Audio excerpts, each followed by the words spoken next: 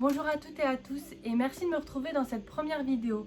C'est un exercice qui n'est pas évident pour moi, je me lance, j'ai vraiment les chocottes honnêtement, ça fait 4 fois que je recommence cette prise, mais on va y arriver et ça va aller. Donc aujourd'hui, j'ai envie de vous parler des personnes toxiques. Alors pour ce faire, je vais vous expliquer qu'est-ce qu'est une personne toxique, comment repérer une personne toxique dans son entourage et comment s'en défaire, bien évidemment, c'est le but de cette vidéo.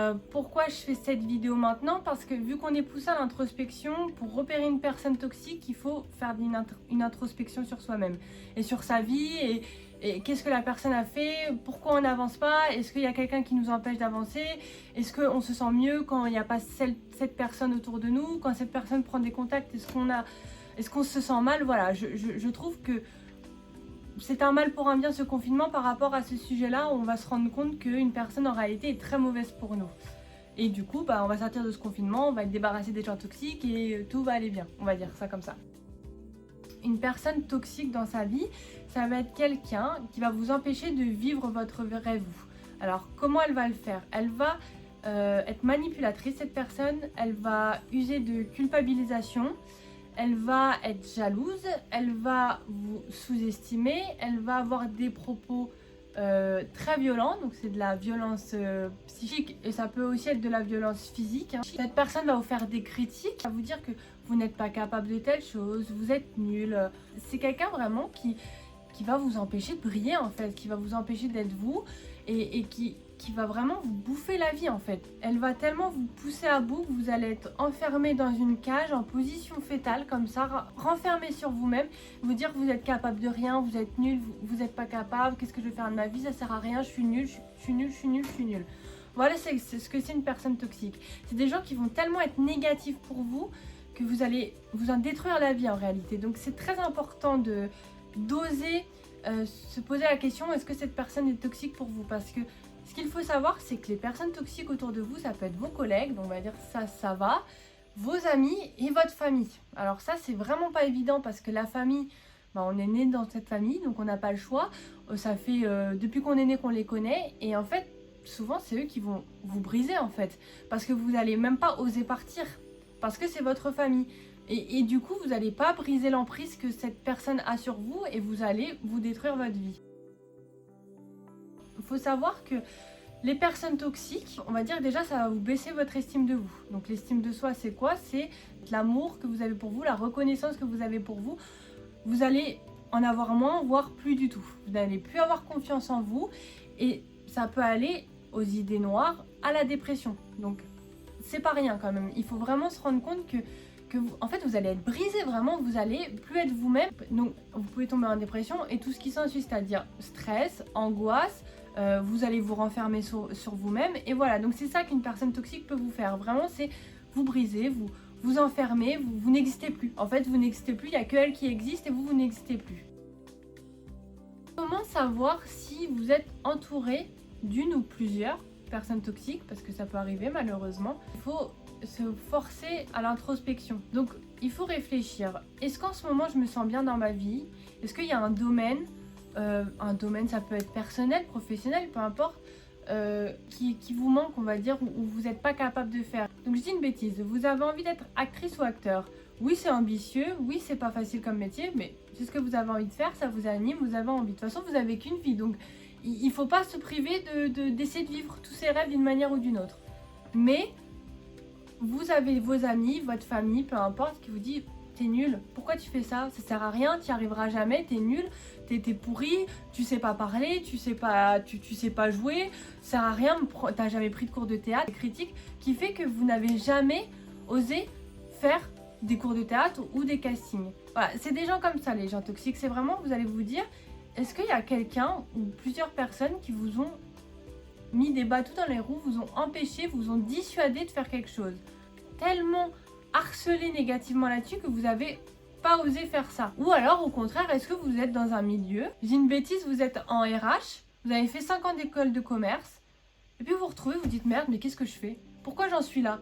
Est-ce que ça vient de vous ou est-ce que ça vient de votre famille, de vos amis qui vous ont empêché de vivre qui vous êtes? Donc déjà ça peut être une piste de vous dire merde, est-ce que je suis sous l'emprise de quelqu'un ou de plusieurs personnes qui font que je me suis même pas écoutée moi, j'ai écouté quelqu'un d'autre tellement cette personne a d'emprise sur moi et qui m'a empêché de vivre ce que j'avais envie de vraiment vivre. J'ai même pas réfléchi à ce que je voulais faire, j'ai suivi bêtement. Ensuite, vous pouvez vous poser ces questions-là. Devant qui je m'empêche d'être moi-même? Devant qui j'ai peur d'être moi-même? Ou honte, c'est quand même des mots forts, hein. C'est dramatique. Parce que cette personne, quand vous avez montré votre personnalité, s'est moqué de vous, vous a critiqué, vous a rabaissé. Ça, c'est des choses, il faut vous poser la question. Vous n'avez pas à vous empêcher d'être vous-même, que ce soit devant votre copain, devant votre famille ou devant un inconnu. En fait, si quelqu'un de proche de vous, vraiment très proche, vous empêche d'être vous-même, là, il y a un problème aussi. Si vous dites, oh là là, si je rigole, si j'ai honte, j'ai peur de cette personne, c'est quelqu'un de toxique. Vous pouvez aussi avoir un malaise. Je parle par exemple si vous avez un collègue ou un patron toxique, vous avez la boule au ventre tout le temps, d'aller lui parler, d'être à côté de lui. Ça peut être quelqu'un aussi qui peut être toxique pour vous parce que vous vous sentez mal autour de lui ou de elle. Et aussi ça peut être quelqu'un qui vous fait pleurer, qui vous fait de la peine, vous êtes en colère, vous lui parlez, vous êtes en colère, vous êtes mal, vous le savez au fond de vous que cette personne elle vous va pas, vous le savez, mais vous avez peur de vous détacher de ces liens-là. C'est quelqu'un que vous avez aimé, que vous aimez encore parce que l'un n'empêche pas l'autre et qui vous bloque dans votre vie. Le plus dur dans le fait de se défaire des personnes toxiques, c'est de s'en rendre compte que ces personnes sont toxiques et d'oser le dire. D'oser se le dire en fait, que ces personnes sont toxiques et qu'elles vont vous bouffer la vie. Que si vous continuez à vivre comme ça, vous allez rater votre vie, même pas à cause de vous, on va dire à cause de quelqu'un. Et que vous n'avez pas eu le courage de partir. Parce que c'est un courage de partir, de réussir à s'en détacher, il faut s'en féliciter aussi. C'est du courage. Je voudrais faire aussi une alerte aux gens hypersensibles. Les gens hypersensibles, c'est des gens du coup qui ont une plus forte sensibilité, qui ont une plus forte empathie. Et du coup, qui absorbe en fait les émotions, qui absorbe beaucoup plus les émotions, qui sont comme une éponge.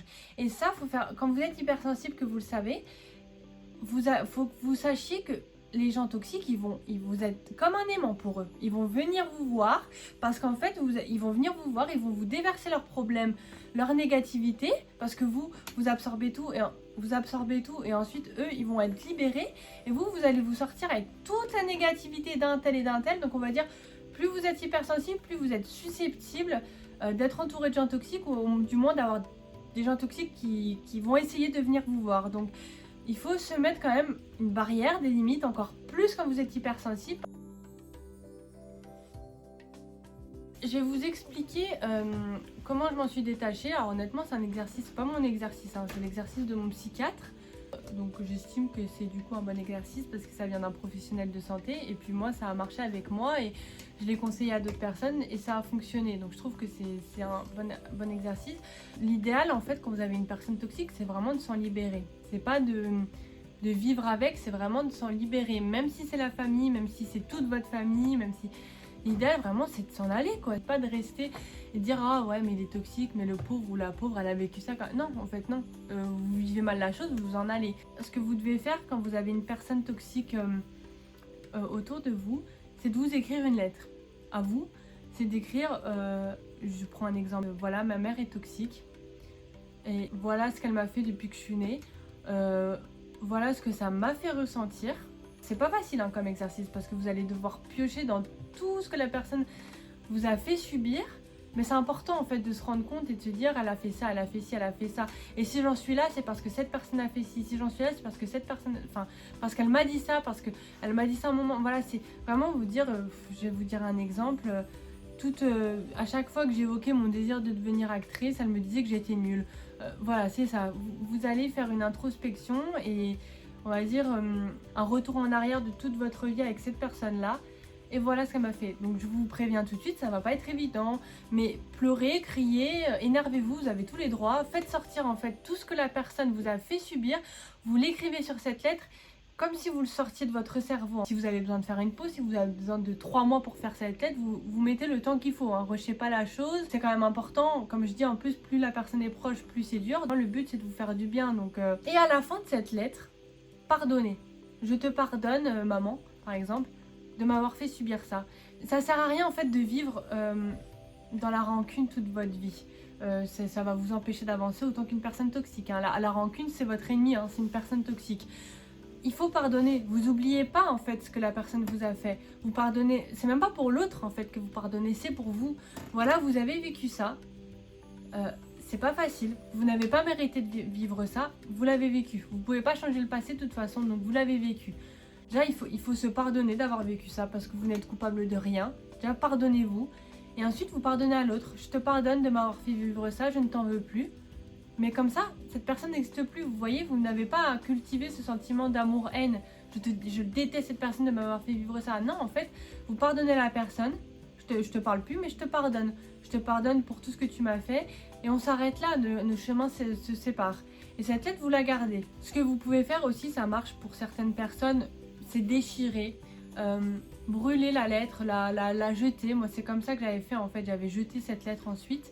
C'est comme si tout ce que vous aviez vécu, vous l'écrivez, vous pardonnez, vous laissez partir, et vous jetez. Vous brûlez, ça n'existe plus, c'est fini. Voilà, c'est parti. Vous voyez, c'est de la visualisation, c'est un exercice de visualisation que vous allez faire. Ce que vous pouvez faire aussi, c'est écrire une lettre à l'autre personne.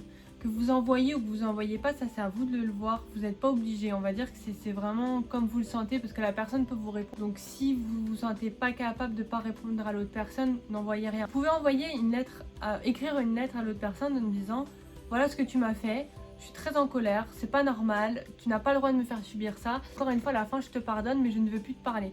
Alors ça, vous l'envoyez ou vous l'envoyez pas. Vous adressez à l'autre personne que vous n'avez plus rien à voir avec cette personne. Donc c'est une lettre pour vous et une lettre pour l'autre personne. Et ensuite, ça marque la fin de cette relation toxique. Quand il y a une personne toxique, le mieux c'est vraiment couper court. Vous faites votre cheminement, vous faites votre, on va dire, cérémonie de pardon. Et ensuite c'est fini. Si vous ne vous en sentez pas capable encore, il faut aller à son rythme, hein, ne vous en voulez pas. Il faut faire, on va dire, une étape de transition. Que le but c'est quand même que vous arriviez à vous en détacher, donc faire la première étape que je vous ai parlé. Mais d'abord il faut que vous essayiez du coup de vous mettre dans une bulle. En fait, dès que vous êtes en contact avec cette personne-là, vous dites cette personne elle est toxique, vous mettez dans une bulle, vous prenez conscience en fait que cette personne elle est toxique, et vous n'écoutez pas en fait, vous êtes spectateur là, volontairement, vous mettez spectateur de votre vie. Vous regardez comme ça en l'air et vous dites ok, voilà, c'est quelque chose qu'il ne faut pas que ça vous atteigne. Donc malheureusement ça va vous atteindre au bout d'un moment, donc c'est pour ça que je vous dis qu'il faut absolument s'en détacher, mais je me dis tout le monde va à son rythme, donc on va dire si c'est votre famille et vous allez y arriver à un moment, mais ça va peut-être être dans 10-15 ans, donc l'idéal c'est quand même de vous protéger vous. On va dire que vous limitez le lien au maximum avec cette personne là, pas pour Noël par exemple, c'est quand même très compliqué de dire à sa famille non je viens pas pour Noël, donc là à Noël vous vous mettez dans une bulle et vous constatez, vous regardez, vous êtes acteur, vous commentez, voilà, comme si vous étiez au théâtre et que vous commentiez ce qui se passait dans votre vie. Et vous dire que ça vous atteint pas, en fait, ce que la personne vous dit, ça sert à rien, en fait, ça vous servira à rien dans votre vie. Faut être détaché, c'est oui, cause toujours, je m'en fous. Et pour éviter les conflits, vous vous mettez dans une bulle et devant, vous dites ah oui, bien sûr, ah, bah oui, t'as raison. Et voilà, la personne, elle va entendre qu'elle a raison. Et vous êtes un acteur à ce moment-là, vous jouez un rôle, c'est ce qu'il faut faire. Et comment enfin se reconstruire quand on a été en contact d'une ou plusieurs personnes toxiques? La première chose à faire, c'est regagner confiance en vous et retrouver l'estime que vous avez pour vous, que vous méritez d'avoir en fait. Il faut vraiment concentrer sur s'aimer soi. Il faut reconnaître on est belle, on est beau, on a du talent, on est compétent. Faut s'aimer, c'est pas de la prétention, hein, c'est vraiment vous avez des compétences, vous avez le droit de le dire, vous avez le droit d'exprimer en quoi vous êtes doué, ce que vous aimez.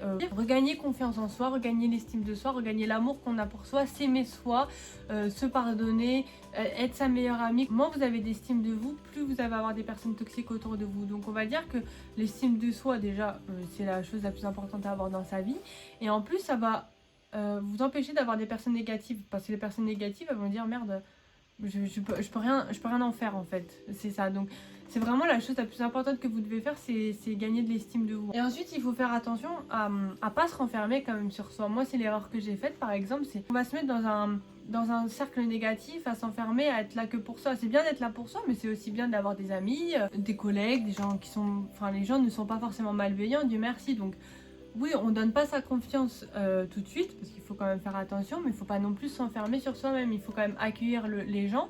Et de toute manière, plus vous allez avoir d'estime de vous, plus vous allez avoir confiance en vous, plus vous allez attirer des gens positifs et pas des gens négatifs. Donc vraiment, faites pas l'erreur de penser que tout le monde va être toxique autour de vous.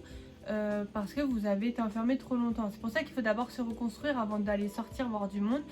Mais quand vous vous sentez prête, quand vous sentez que vous avez de l'amour pour vous, de la confiance en vous et que vous en êtes remis, parce que ça reste une rupture, hein, que vous avez réussi à faire votre deuil en fait de cette relation, ressortez et essayez de reprendre contact avec des gens ou de rencontrer de nouvelles personnes et osez être vous-même. Par contre, vous êtes vous-même dès le début. Et de toute manière, si la personne commence à vous critiquer pour ce que vous êtes, bam, vous savez ce que c'est, vous nextez tout de suite.